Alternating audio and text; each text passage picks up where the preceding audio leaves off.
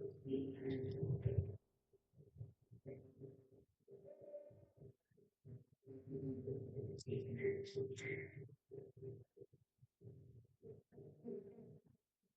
नमस्कार दोस्तों, स्वागत है आप सभी का हमारे इस यूट्यूब चैनल प्रयास पर। दोस्तों, हम पढ़ रहे कक्षा 11 का विषय गणित, जिसमें हम आज करने जा रहे हैं कक्षा 11 के विषय गणित के अध्याय 4 के अति महत्वपूर्ण प्रश्नों को तथा उसकी कुछ बेसिक जानकारी। ठीक है, जिसका नाम है सम्मिश्र संख्या एवं द्विघातीय समीकरण। तो शुरू कर दे आज की हमारी इस क्लास को। दोस्तों, अध्याय 4 का नाम है सम्मिश्र संख्याएं एवं द्विघातीय समीकरण। ठीक है, सम्मिश्र संख्याएं क्या होती है, ये हमको सबसे पहले पता होना चाहिए। ठीक है दोस्तों, तो सम्मिश्र संख्याएं मतलब क्या होती है? सम्मिश्र संख्याओं को बोलते हैं हम अंग्रेजी में कॉम्प्लेक्स नंबर्स। ठीक है, और सम्मिश्र संख्याएं मतलब क्या होती है, कॉम्प्लेक्स नंबर मतलब क्या होती है कि अगर इनमें हम वास्तविक संख्याएं मतलब रियल नंबर और साथ में काल्पनिक संख्याएं मतलब इमेजिनरी नंबर। ठीक है, ये हो जाएगी रियल नंबर और ये हो जाएंगे इमेजिनरी नंबर्स। इन दोनों को अगर मिला ले तो जो संख्या में बनेगी, ठीक है, मतलब दोनों जो संख्याएं हैं एक प्रकार से इनको क्या बोलेंगे कि ये क्या है, एक सम्मिश्र संख्या है। ठीक है, तो इन दोनों को मिलाने से सम्मिश्र संख्याएं बनती है। वास्तविक संख्याओं के बारे में तो हमने जानकारी अभी तक हासिल कर लिए हैं और पढ़ ली इसके बारे में। वास्तविक संख्या मतलब क्या होता है, जितने भी हमने अभी तक पढ़ते आ रहे हैं, प्राकृत संख्या, पूर्ण संख्या, पूर्णांक, परिमेय संख्या और अपरिमेय संख्या, दशमलव वाली जितनी भी करनी की संख्या है, सब ये सब जितनी भी संख्या हमने अब तक पढ़े हैं, ये सब संख्याएं है वास्तविक संख्या है। काल्पनिक संख्या मतलब दोस्तों क्या होता है कि जो वास्तव में इनका कोई अस्तित्व नहीं होता है, बस हम इनको इमेजिन कर सकते हैं, इनकी कल्पना कर सकते हैं। जैसे कि हम बात करते हैं कि करनी के अंदर में कोई संख्या, जैसे हमने 5 लिख ली है, तो ये तो हमको मालूम है करनी के अंदर में 5 आ सकता है। लेकिन करनी के अंदर में क्या -5 को हमने कभी देखे हैं? नहीं। तो जो करनी के अंदर में जो भी ऋणात्मक संख्याएं हैं, ठीक है, करनी के अंदर में जो भी ऋणात्मक संख्या है, ये ऐसी संख्याएं कभी होती ही नहीं है। ये वास्तव में ऐसी संख्याएं होती नहीं है, इनकी बस हम कल्पना कर सकते हैं। इसलिए जितनी भी करनी के अंदर में संख्याएं रहेगी, इन संख्याओं को क्या बोलेंगे हम? काल्पनिक संख्या है। ठीक है, तो इसमें हमको इस अध्याय में एक काल्पनिक संख्या के बारे में पढ़ना है, जो यहाँ पे लिखा है, ये आयोटा। ठीक है, इस टाइप से जो लिखते हैं इसको बोलते हैं हम आयोटा। इसके बारे में पढ़ना है, इसका मान होता है करनी के अंदर में -1 के बराबर। तो आयोटा के बारे में याद रखोगे, आयोटा बराबर होता है करनी के अंदर में -1। अगर यहाँ से हम आयोटा की घात 2 कर ले, यानी क्या हो जाएगा, करनी के अंदर में -1 की घात 2। अब इससे घात 2 से करनी कट जाएगी, यानी आयोटा की घात 2 का मान हमारे पास में कितना निकल के आता है? -1। तो ये मान याद रखोगे, ये मान याद रखोगे। अब देखो, अगर हम आयोटा की घात 3 कर ले, ठीक है, आयोटा की घात 3 मतलब क्या हो जाएगा, करनी के अंदर में -1 की घात 3। अगर करनी के अंदर में -1 की घात 3 है, मतलब क्या बोलेंगे कि करनी के अंदर में -1 की घात 2 है, साथ में इसमें करनी के अंदर में -1 का और एक गुना है, ये 2 बार गुना और एक 3 बार गुना। ठीक है, फिर 2 घात से ये करनी तो कट जाएगी, तो क्या आएगा इसमें? -1। और एक करनी के अंदर में -1 जैसे का वैसा। जब इसका हम गुना करेंगे, तो गुना करने से पहले देखो यहाँ पे क्या निकल के आ रहा है, -1 है, -1 का गुना करेंगे तो माइनस में आएगी संख्या। और माइन करनी के अंदर में -1 किसके बराबर है? आयोटा के बराबर। यानी हमको क्या समझ में आता है कि आयोटा की घात 3 का मान किसके बराबर होता है? माइनस आयोटा के बराबर होता है। वैसे ही अगर आयोटा की घात 4 कर दे, तो आयोटा की घात 4 मतलब क्या हो जाएगा, आयोटा की घात 2 की घात 2। अब आयोटा की घात 2 का मान कितना है? -1, यानी -1 की घात 2। तो -1 की घात 2 मतलब क्या हो जाएगा? +1। तो यहाँ से आयोटा की घात 4 का मान कितना निकल के आता है? +1। तो ये 4 मान हमको याद रखना है, इसी आधार पर हम आने वाले अगले मानों को भी हम निकाल लेंगे। ठीक है, एक हो जाएगा आयोटा का मान, फिर आयोटा की घात 2 का मान, आयोटा की घात 3 का मान और आयोटा की घात 4 का मान। ठीक है, इसी आधार पर हम सारे क्वेश्चन को सॉल्व करेंगे। इसमें और कुछ बेसिक चीजें हैं जो तुमको याद रखना है। जैसे कोई भी सम्मिश्र संख्या है तो उसको अगर लिखना है तो हम उसको जेड मान के चलते हैं। जेड सम्मिश्र संख्या को बोलते हैं, हम जेड से प्रदर्शित करते हैं। और इसको हम लिखते हैं ए धन आयोटा बी के रूप में, जिसमें ये वाला भाग हो जाता है काल्पनिक संख्या वाला और ये हो जाता है वास्तविक संख्या वाला। मतलब ये हो जाता है रियल पार्ट इसका और ये हो जाता है इमेजिनरी पार्ट इसका। ठीक है।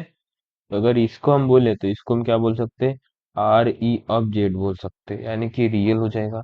और ये जो बी लिखा है ये बी हो जाएगा हमारा, बी हो जाएगा आई एम ऑफ जेड, यानी इमेजिनरी पार्ट ऑफ जेड। तो इस टाइप से इसको लिखे जाते हैं सम्मिश्र संख्या को। ए हो जाएगा आर यानी रियल पार्ट और बी हो जाएगा इमेजिनरी। ठीक है। ये हो जाएगा ए और ये हो जाएगा बी। और आयोटा तो हमको मालूम है क्या है, करनी के अंदर में माइनस है। ठीक है। तो इस तरीके से लिखते हैं, ये हो जाती है हमारी एक सम्मिश्र संख्या। अगर इस सम्मिश्र संख्या का मान लो क्वेश्चन में आता है, एक प्रकार से याद रखना कि जैसे अगर जेड बराबर लिखा है ए धन आयोटा बी, ठीक है, तो इसका एक संयुग्मी होता है।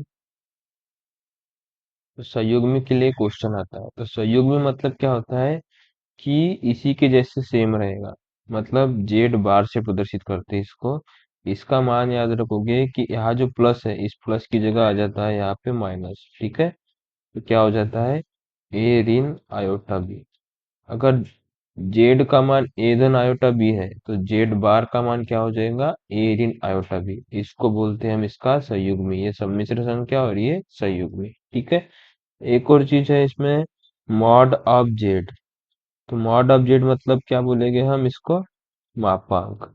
तो अगर जेड बराबर हमारे पास में है ए धन आयोटा बी, ठीक है, जहाँ पे ए वास्तविक संख्या और बी काल्पनिक संख्या। ठीक है। तो यहाँ पे मापांक है मॉड ऑफ जेड। तो मॉड ऑफ जेड का मान याद रखोगे क्या होता है, करनी के अंदर में ए का वर्ग धन बी का वर्ग। ठीक है। तो एक चीज ये याद रखना है हमको, एक चीज याद रखना है कि संयुग्मी क्या है और एक कि हमारी सम्मिश्र संख्या को लिखते कैसे है। ठीक है।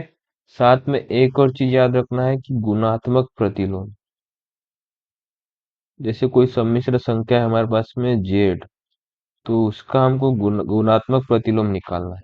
तो गुणात्मक प्रतिलोम मतलब कि जिससे गुना करने पे आंसर एक आना चाहिए। तो जेड से अगर किसी का गुना करना है और आंसर एक लाना है तो वो संख्या क्या हो जाएगी, एक बटे जेड। जब इन दोनों का गुना करेंगे तो जेड से जेड कट जाएगा और एक आ जाएगा। ठीक है। यानी कि जेड का गुणात्मक प्रतिलोम जो है क्या होता है, एक बटे जेड होता है। या फिर इसको हम क्या बोल सकते हैं, जेड इनवर्स होता है। ठीक है। और जेड इनवर्स का एक फॉर्मूला याद रखोगे, जेड इनवर्स का एक फॉर्मूला होता है कि जेड इनवर्स को निकालना है तो जेड बार अपॉन में हो जाता है मॉड ऑफ जेड का स्क्वायर। ये फॉर्मूला याद रखोगे इसके लिए। तो ये हमारे पास में चार फॉर्मूले हैं। मतलब ये तो हमको कैसे लिखते हैं।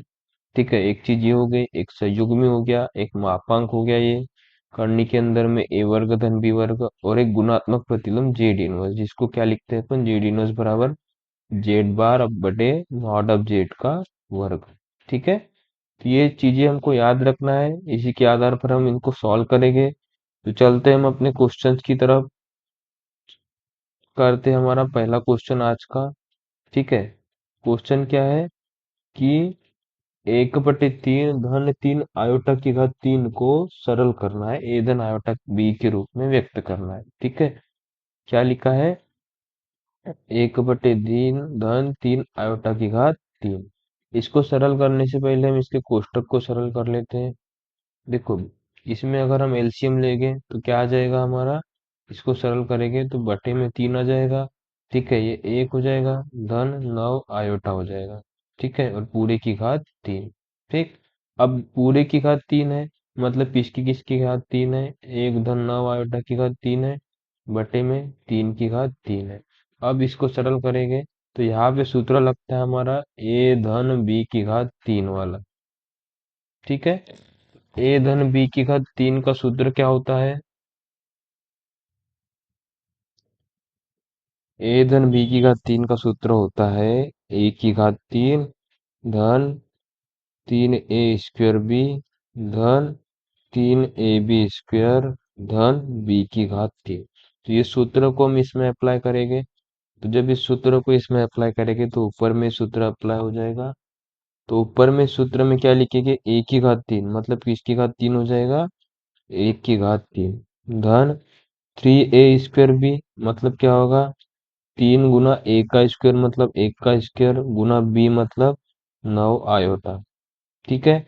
धन थ्री ए बी स्क्वायर मतलब तीन गुना ए का मान एक है और बी का स्क्वायर मतलब किसका, नौ आयोटा का स्क्वायर। धन बी की घात तीन मतलब नौ आयोटा की घात तीन और पूरे के बटे में क्या चल रहा है, तीन की घात तीन। तीन की घात तीन का मान कितना होता है, 27। ठीक है।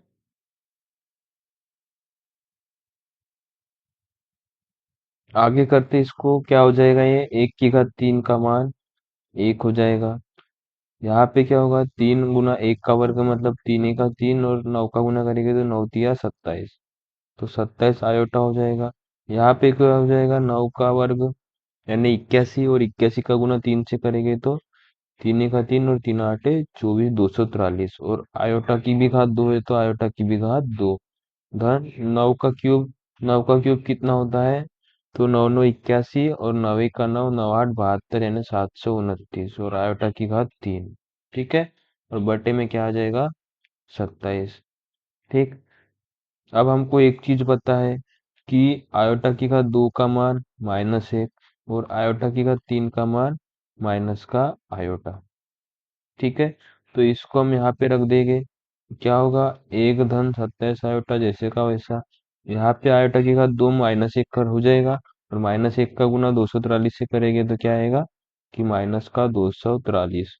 फिर ये क्या हो जाएगा, 729 में आयोटा की घात तीन है तो minus iota, minus plus minus हो जाएगा और 729 आयोटा बटे में क्या चल रहा है, 27।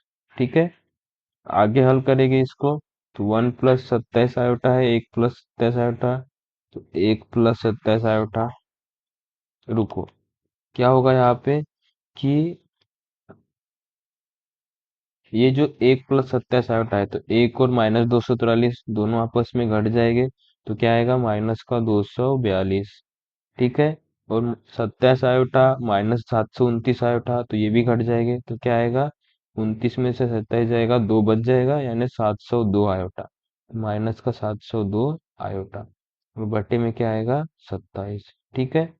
ऊपर में हम माइनस को कॉमन निकालेंगे तो क्या बच जाएगा, 242 ऋण 242 माइनस वहां से भी कॉमन आ गया तो ये क्या हो जाएगा, प्लस हो जाएगा। ठीक है। तो प्लस 702 और आयोटा और पूरे के बटे में क्या, 27। ठीक है। इसको हम कैसे हल कर सकते हैं, माइनस को बाहर लिख सकते हैं। ठीक है। अब दो 27 जो है दोनों के बटे में है तो दोनों के बटे में अलग अलग ला लेंगे यानी क्या हो जाएगा, 242/27 प्लस 702/27 और ये आयोटा। ठीक है। ये आप में माइनस का अंदर गुना भी कर सकते हैं, नहीं तो यही हमारा क्या हो जाएगा, आंसर। तो इस तरीके से इसको सॉल्व करना है। चलते हैं नेक्स्ट क्वेश्चन की तरफ। नेक्स्ट क्वेश्चन में क्या बोल रहा है कि संयुग्मी ज्ञात कीजिए। संयुग्मी ज्ञात करना है मतलब हमको क्या निकालना है, यहाँ से पहले इसको सरल करना है, फिर जो आएगा उसमें हम प्लस की जगह क्या कर लेंगे, माइनस कर लेंगे। ठीक है। जैसे हमको पता है कि जेड बराबर होता है ए धन आयोटा बी और जेड बार हो जाएगा इसका संयुग्मी, इसको क्या बोलेंगे, ए ऋण आयोटा बी। यहाँ से प्लस की जगह माइनस करना है तो हमको पहले इसको जेड के फॉर्म में लाना पड़ेगा, उसके बाद में हम जेड बार के फॉर्म में लाएंगे। ठीक है। तो इसको हल करते हैं। पहले इसको हल करेंगे तो सरल करना पड़ेगा, क्या लिखेंगे, तीन ऋण दो आयोटा फिर दो धन तीन आयोटा बटे में एक धन दो आयोटा और दो ऋण आयोटा। गुना करेंगे इसका, तीन का गुना दो से करेंगे 6 हो जाएगा। फिर तीन का गुना प्लस तीन आयोटा से करेंगे तो तीन तीन 9 आयोटा। फिर -2 आयोटा का गुना दो से करेंगे तो माइनस का 4 आयोटा। फिर -2 आयोटा का तीन प्लस तीन आयोटा से करेंगे तो प्लस माइनस माइनस दो तिया 6 आयोटा की घात दो। बटे में फिर वैसे सेम करेंगे तो एक का गुना दो से दो, फिर एक का गुना माइनस आयोटा से माइनस आयोटा, दो आयोटा का गुना दो से तो प्लस का चार आयोटा, प्लस माइनस माइनस हो जाएगा और दो आयोटा का वर्ग। ठीक है, आगे इसको हल करेंगे तो छः तो जैसे का वैसा रहेगा, नौ आयोटा माइनस चार आयोटा मतलब कितना हो जाएगा, पाँच आयोटा, और आयोटा के घात दो का मान माइनस एक, तो छः गुना क्या हो जाएगा माइनस एक, बटे में दो जैसे का वैसा रहेगा, माइनस आयोटा प्लस चार आयोटा मतलब कितना, प्लस का तीन आयोटा, और माइनस आयोटा के घात दो का मान यहाँ पे भी क्या हो जाएगा माइनस एक।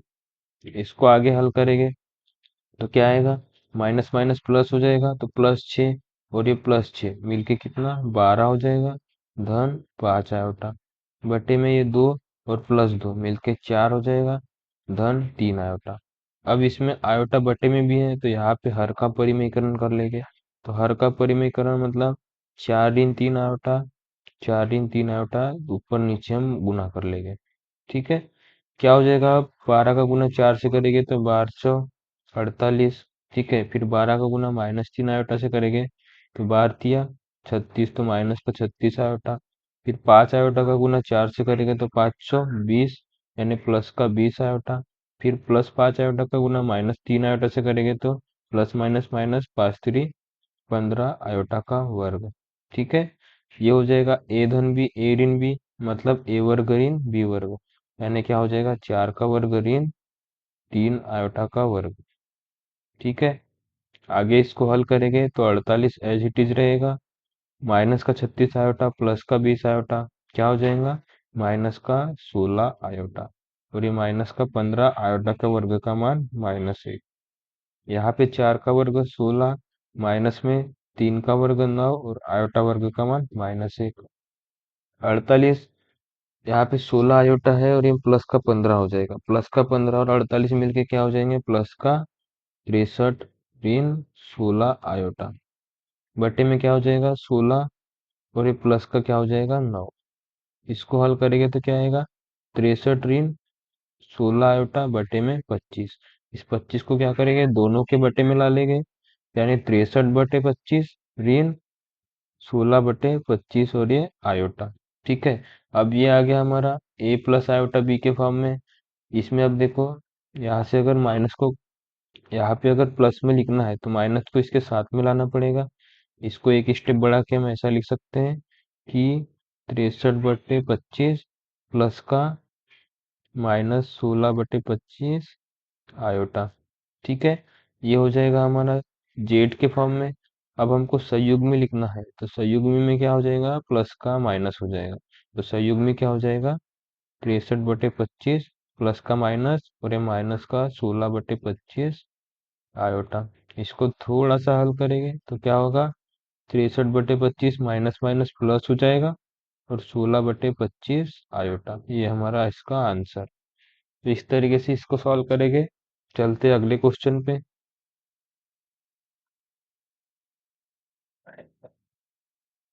देखो अगला क्वेश्चन क्या है, इसमें हमको m का न्यूनतम मान ज्ञात करना है। m इसकी घात है, इसमें कितनी की घात लगाएगी तो एक आएगा, ये हमको बताना है। ठीक है, तो हम क्या करेंगे, दोनों पक्षों को साथ में हल करेंगे। ठीक है, क्या लिखा है, एक धन आयोटा बटे एक ऋण आयोटा पूरे की घात कितना m, बराबर क्या आना चाहिए एक। इसमें हम क्या करेंगे, हर का परिमेयकरण। ठीक है, तो क्या हो जाएगा, एक धन आयोटा बटे एक ऋण आयोटा गुना क्या हो जाएगा, फिर ये ऋण वाला धन में बदल जाएगा तो एक धन आयोटा बटे एक धन आयोटा की घात m बराबर एक। ठीक है, अब इसमें क्या होगा, एक धन आयोटा दोनों में है, यानी एक धन आयोटा का वर्ग। एक धन आयोटा का वर्ग मतलब क्या होगा, ए धन बी का वर्ग का फॉर्मूला लगेगा, यानी क्या होगा, ए वर्ग धन बी वर्ग धन दो ए बी। ठीक है, और यहाँ पे कौन सा फॉर्मूला लगेगा कि ए वर्ग ऋण बी वर्ग बराबर ए ऋण बी और ए धन बी। ठीक है, तो ये फॉर्मूला लगा लो यहाँ पे। क्या होगा, ए का वर्ग ऊपर में हो जाएगा तो ऊपर में ए का वर्ग मतलब एक का वर्ग, बी का वर्ग मतलब आयोटा का वर्ग, और धन दो ए बी मतलब दो गुना एक गुना आयोटा, बटे में यहाँ पे क्या होगा, ए वर्ग ऋण बी वर्ग, यानी एक का वर्ग ऋण आयोटा का वर्ग बराबर क्या चल रहा है, एक, और पूरे की घात कितनी चल रही है, एम। ठीक है, आगे इसको हल करेंगे तो एक का वर्ग एक ही रहेगा, आयोटा का वर्ग कितना हो जाएगा, माइनस का एक हो जाएगा, धन दो आयोटा बटे में ये क्या होगा, एक का वर्ग, इन आयोटा का वर्ग है, एक का वर्ग एक ही होगा यहाँ पे, और आयोटा का वर्ग का मान -1, और माइनस और माइनस मिलके क्या हो जाएगा, प्लस, तो +1 हो जाएगा। ठीक है, पूरे की घात m बराबर एक। अब यहाँ पे एक में से एक कट जाएगा तो 0 हो जाएगा, ऊपर में बचेगा 2 आयोटा, यहाँ पे भी बचेगा क्या, 2, पूरे की घात कितनी, m बराबर एक, 2 से 2 कट जाएगा, आयोटा की घात m बराबर एक। चूंकि हमको पता है कि आयोटा की घात 4 करो तब एक आता है, अगर इन दोनों की तुलना करें तो इसलिए हमारा क्या निकलना है, m बराबर 4 निकल रहा है। ठीक है, तो ये हमारा आंसर। इस तरीके से हम m का मान निकालेंगे। चलते हैं अगले क्वेश्चन पे।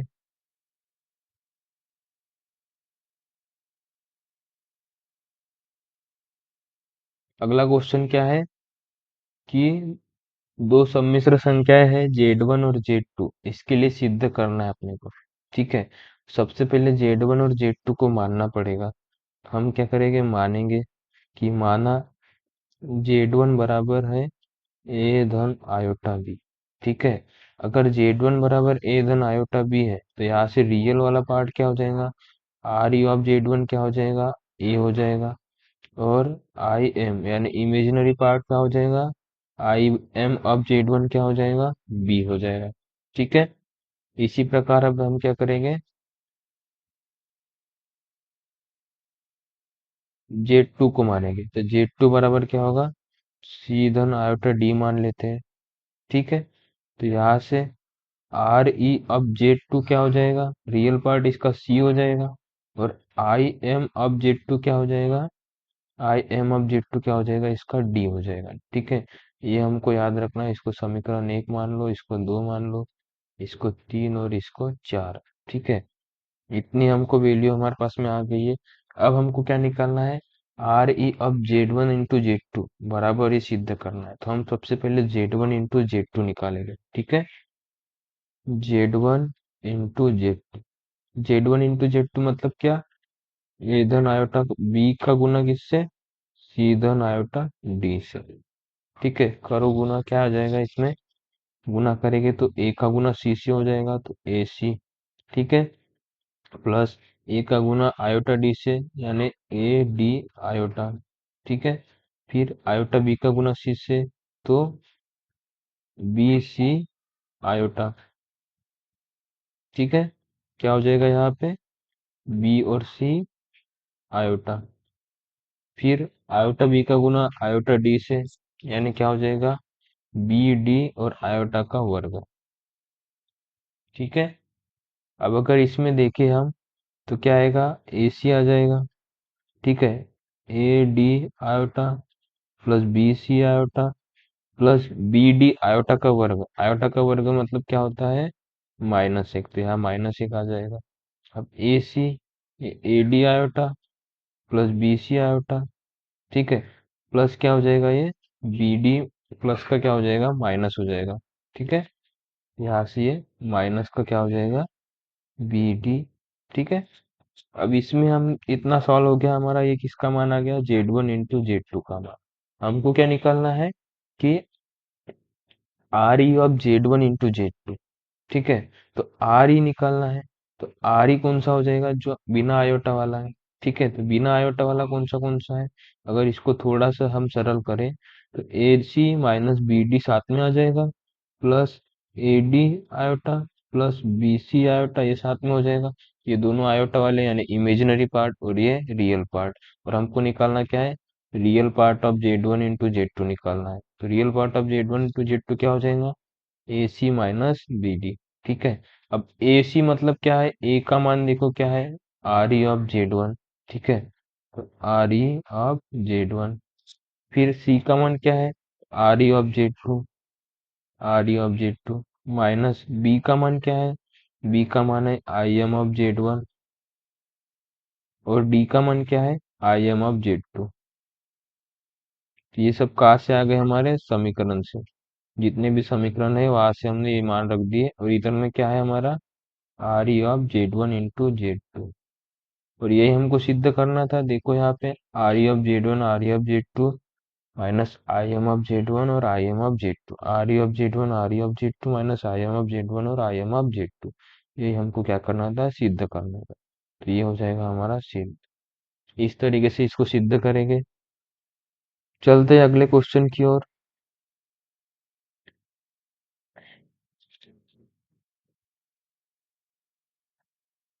अगला क्वेश्चन है हमारे पास में, एक ऋण आयोटा वाई बराबर ए ऋण आयोटा बी बटे सी ऋण आयोटा डी करने के अंदर में। तो सिद्ध करना है कि एक्स वर्ग धन वाई वर्ग का होल वर्ग बराबर होगा ए वर्ग धन बी वर्ग बटे सी वर्ग धन डी वर्ग के।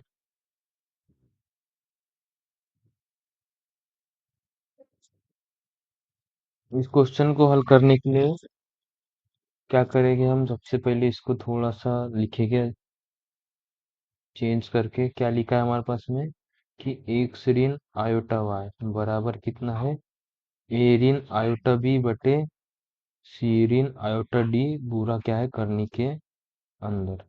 ठीक है, तो इस तरीके से लिखा हुआ है ये।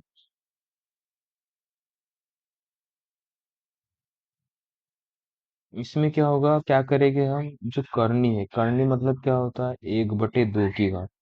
तो इसको क्या करेंगे, हम थोड़ा सा चेंज करेंगे, इसको लिखेंगे हम ए ऋण आयोटा बी बटे सी ऋण आयोटा डी पूरे के ऊपर क्या लिखेंगे हम, 1/2 की घात। ठीक है, इस तरीके से इसको चेंज करेंगे। अब क्या करेंगे, हम इसमें मॉड का फॉर्मूला लगाएंगे। ठीक है, मॉड लेंगे हम दोनों साइड का, दोनों पक्षों को क्या लेंगे, मापांक लेंगे। दोनों पक्षों का मापांक लेने पर, दोनों पक्षों का मापांक लेंगे, मतलब मापांक किसका, एक्स माइनस आयोटा वाई का। ठीक है, और मापांक किसका, ए ऋण आयोटा बी बटे सी ऋण आयोटा डी। ठीक है, इसका, और इसकी घात कितनी है, 1/2, तो 1/2 लिखेंगे। अब देखो, एक ऋण आयोटा वाई का मापांक क्या हो जाएगा, एक्स का वर्ग प्लस माइनस वाई का वर्ग और इसके ये पूरा क्या रहेगा करनी के अंदर। ठीक है, इसका मापांक हम फिलहाल अभी ऐसे ही रहने देते हैं। ठीक है, तो क्या हो जाएगा ये, इस टाइप से हो जाएगा। ठीक है, आगे इसको हल करेंगे तो यहाँ क्या मिलेगा, एक्स स्क्वेयर रहेगा प्लस का वाई स्क्वेयर हो जाएगा पूरा किसके अंदर, रूट के अंदर। और इधर में क्या मिलेगा, ए ऋण आयोटा बी बटे में सी ऋण आयोटा डी, इसका मॉड, और इसका क्या हो जाएगा, 1/2 की घात। ठीक है, अब ये करनी है और ये 1/2 की घात है। ठीक है, या फिर हम बोल सकते हैं कि ये एक्स वर्ग और ये वाई वर्ग, इस पर भी कितनी की घात है, 1/2 की घात। और इधर में क्या है, ए ऋण आयोटा बी बटे में सी ऋण आयोटा डी, इस पर भी क्या है, 1/2 की घात। पूरे पर 1/2 की घात है तो ये घातें कट जाएगी आपस में। यहाँ क्या बचेगा, एक्स वर्ग प्लस वाई वर्ग बराबर क्या बचेगा, ए ऋण आयोटा बी बटे में सी ऋण आयोटा डी का मापांक। ठीक है, अब हमको क्या करना है कि मापांक निकालना है। तो मापांक निकालने के लिए क्या होगा, इधर में तो एक्स वर्ग और वाई वर्ग आ गया है हमारा। ठीक है, इसका मापांक ले लेते हैं। तो क्या आएगा, एक्स वर्ग वाई वर्ग इधर आ जाएगा, इसका मापांक लेके तो क्या आएगा, ए का वर्ग माइनस बी का वर्ग, मतलब ये बी का ही वर्ग होगा। ठीक है, करनी के अंदर में, और बटे में क्या होगा, ये सी का वर्ग प्लस डी का वर्ग। ठीक है, ये भी क्या रहेगा करनी के अंदर में। ठीक, अगर हम दोनों पक्षों का वर्ग कर दे, या फिर यहाँ पे क्या लिखे, एक्स प्लस एक्स वर्ग और वाई वर्ग पूरे का वर्ग, मतलब यहाँ पे भी क्या लिखना पड़ेगा, ए वर्ग धन बी वर्ग करनी के अंदर में बटे में सी वर्ग धन डी वर्ग, ये भी करनी के अंदर में, और इसका भी वर्ग। ठीक है, अब इस वर्ग से क्या हो जाएगा, ये दोनों कर्ण कट जाएगी। तो इधर में क्या बच जाएगा हमारे पास में कि एक्स वर्ग धन वाई वर्ग पूरे का होल वर्ग बराबर किसके बचेगा, ए वर्ग धन बी वर्ग बटे सी वर्ग धन डी वर्ग के। और यही हमको क्या करना था, सिद्ध करना था। तो इस तरीके से इसको सिद्ध करेंगे अपन। ठीक है, तो इस तरीके से इसको हल करना है। आगे चलते हैं हम नेक्स्ट क्वेश्चन पे। ठीक है दोस्तों, क्वेश्चन क्या है हमारा कि Z1 दिया है, Z1 बराबर 2 - आयोटा और Z2 बराबर -2 + आयोटा। ठीक है, हमको निकालना है RE(Z1 × Z2 अपान Z1 का बार। तो यहाँ से हम Z1 का अगर बार निकाले तो क्या हो जाएगा, 2 धन आयोटा हो जाएगा। ठीक है, अब हम निकालेंगे Z1 × Z2 अपान में Z1 का बार। तो इसका मतलब क्या हो जाएगा, Z1 × Z2 मतलब 2 ऋण आयोटा इंटू -2 धन आयोटा, -2 धन आयोटा बटे में क्या होगा, Z1 का बार मतलब कि 2 धन आयोटा। इसको हल करेंगे तो क्या मिलेगा हमारे पास में, 2 का गुना -2 से करेंगे तो -4, फिर 2 का गुना प्लस आयोटा से करेंगे तो 2 आयोटा, फिर माइनस आयोटा और -2 का गुना करेंगे तो माइनस माइनस प्लस, और ये 2 आयोटा, फिर प्लस माइनस माइनस हो जाएगा और आयोटा का वर्ग, प्लस माइनस माइनस और आयोटा का वर्ग। अब बटे में क्या है, 2 धन आयोटा। ठीक है, इसको थोड़ा सा हल करेंगे, आयोटा का वर्ग का मान रखेंगे -4, जैसे का वैसा 2 आयोटा और 2 आयोटा मिलके 4 आयोटा। आयोटा का वर्ग मतलब क्या हो जाएगा, -1, तो माइनस और -1 बटे में 2 धन आयोटा। ठीक है, आगे इसको हल करेंगे तो क्या मिलेगा, -4 और ये क्या हो जाएगा, माइनस माइनस प्लस हो जाएगा तो प्लस का 1 हो जाएगा। ठीक है, तो क्या हो जाएगा फिर ये -4 प्लस का 1 और प्लस का 4 आयोटा बटे में 2 धन आयोटा। ठीक है, आगे इसको हल करेंगे तो -4 प्लस 1 क्या हो जाएगा, -3 धन का 4 आयोटा बटे में 2 धन आयोटा। 2 धन आयोटा का हम परिमेयकरण करेंगे तो 2 ऋण आयोटा, 2 ऋण आयोटा का ऊपर नीचे गुना हो जाएगा। गुना करेंगे तो -3 और 2 का गुना करेंगे तो -6, -3 और माइनस आयोटा का गुना करेंगे तो प्लस का 3 आयोटा, प्लस का क्या हो जाएगा यहाँ पे, प्लस का 3 आयोटा। ठीक है, फिर में फिर +4 आयोटा का गुना 2 से करेंगे तो 4 दूनी 8 आयोटा, और +4 का गुना माइनस आयोटा से करेंगे तो -4 आयोटा का वर्ग, और बटे में क्या होगा, A वर्ग ऋण B वर्ग, यानी 2 का वर्ग ऋण आयोटा का वर्ग। ठीक है, आगे इसको हल करेंगे अपन। आगे हल करेंगे तो क्या होगा, -6 एज इट इज रहेगा। ठीक है, प्लस का 3 आयोटा और प्लस का 8 आयोटा मिलके 11 आयोटा हो जाएंगे, माइनस का 4 और आयोटा का वर्ग का मान -1 बटे में क्या हो जाएगा, 2 का वर्ग 4 माइनस आयोटा वर्ग का मान -1, -6 और ये माइनस माइनस प्लस के 4 हो जाएंगे, तो माइनस -6 है और प्लस का 4 है, क्या हो जाएंगे, -2। ठीक है, प्लस का 11 आयोटा बटे में क्या हो जाएगा, माइनस माइनस प्लस 4 और 1 5। इसको अलग अलग लिखेंगे तो -2/5 धन 11/5 आयोटा।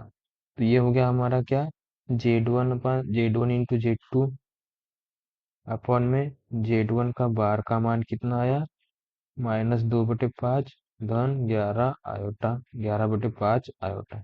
ठीक है, तो ये आ गया मान हमारे पास में। यहाँ से अगर हमको निकालना है क्या, RE, क्या निकालना है क्वेश्चन में, RE(Z1 Z2 अपॉन में Z1 का बार। RE मतलब रियल पार्ट इसका कौन सा है, माइनस का 2/5। ये हमारा इसका आंसर हो जाए। तो इस तरीके से इसको सॉल्व करना है। चलते हैं हम अगले क्वेश्चन की तरफ।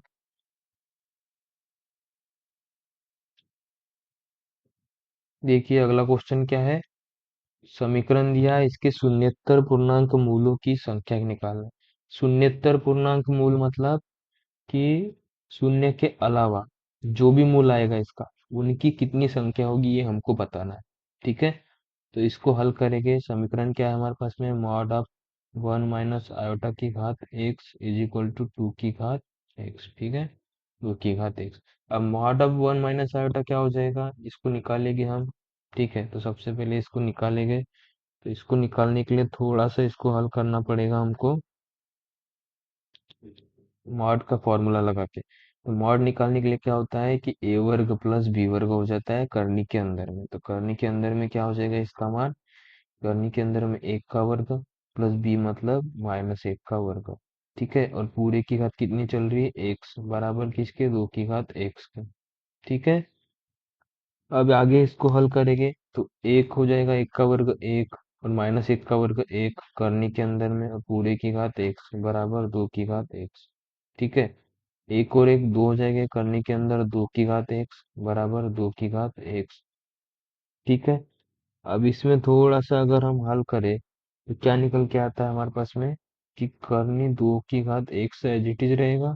यहाँ पे हम इसको करनी दो में अगर कन्वर्ट करें तो करनी दो का वर्ग हो जाएगा, और पूरी की घात क्या हो जाएगी, एक्स हो जाएगी। ठीक है, दो को हम क्या लिख सकते हैं, करनी दो का वर्ग, और दो की घात एक्स है तो पूरे की घात क्या हो जाएगा, एक्स हो जाएगा।